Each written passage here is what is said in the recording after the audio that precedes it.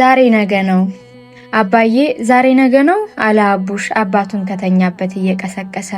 አባት እየተበሳጨ ምንድነው የምትለኝ አለ። ልጅ ዛሬ ነገ ነው ወይ?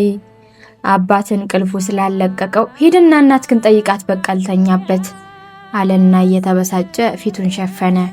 ልጅ ወደ እናት ሄዶ ያንኑ ጥያቄ ደገመላት። እማዬ ዛሬ ነገ ነው? እናት ፈገግ አለች። ምን ማለት ነው ደግሞ ዛሬ ነገ ነው ማለት አለች የልጇን የተጋለጠ ደረት እየሸፈነች። ትላንትና አስተማሪያችን ነገ ትምህርት የለም ብላን ነበር፣ ዛሬ ነገ ነው? እናት አዎ ልክ ነህ፣ ዛሬ ነገ ነው አለች እየሳቀች። ይህ ለሕፃኑ ጥያቄ የተሰጠ መልስ ለእኛም ሳያስፈልገን አይቀርም። ብዙዎቻችን የምንኖረው ለነገ ነው። ለነገ እንማራለን፣ ለነገ እንሰራለን፣ ለነገ እንገነባለን። የተፈጠርነው ለዘላለማዊነት ነውና እንደምንኖር አስበን ማቀዳችን ባልከፋ። ነገር ግን ላላየነው ነገ ስናስብ ያየናትን ዛሬ እንዘነጋታለን። ለነገ ደመና የዛሬን ፀሐይ እንነፍጋታለን። እንዳቀድን እንዳለምን ለመኖር ስንዘጋጅ እንሞታለን። መጽሐፍ ነገ ወደዚህ ከተማ እንሄዳለን፣ በዚያም ዓመት እንኖራለን፣ እንነግድማለን፣ እናተርፍማለን የምትሉ እናንተ ተመልከቱ። ነገ የሚሆነውን አታውቁምና ነገ ለራሱ ያስባልና ለነገ አትጨነቁ ይላል ያዕቆብ 4:15፣ ማቴዎስ 6:34። ሰይጣን ከሚጠቀምበት ሰውን ማጥቂያ መሳሪያ አንዱ ነገ የሚል ቃል ማዘናጋት ነው።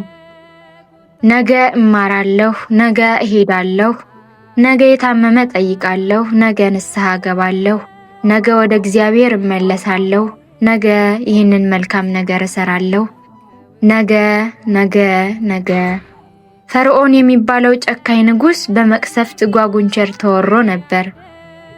በመጨረሻም እስራኤልን እለቃለሁ ሲል ሙሴ ጓጉንቸሮቹ ከቤት እንዲጠፉ መቼ ልጸልይልህ አለው። ፈርዖንም ነገ አለ። እንግዲህ ዛሬን ከጓጉንቸሮች ጋር ማደር ፈልጓል ማለት ነው።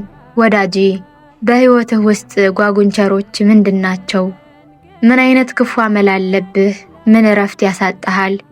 ሰላም የነሳ ነገር አለ? አለቅ ያለ ሱስ አለ?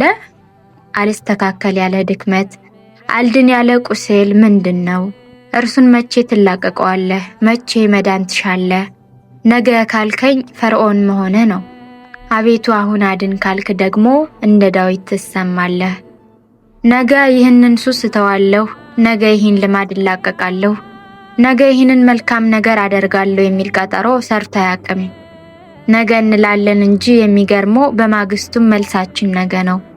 ዱቤ ዛሬ የለም ነገ ነው እንደሚለው የብልጥ ባለሱቅ ማስታወቂያ ነገ ስንሄድ ነገ እየተባለ የምንፈልገውን ሳንሰራ የማንፈልገውን እየሰራን እንኖራለን። ወዳጄ ነገ ያንተ አይደለችም። የተወደደው ሰዓት አሁን ነው። መኖርህን ሳታውቅ ቀጠሮ አትስጥ። ኃይልህ በአሁን ላይ ብቻ ነው።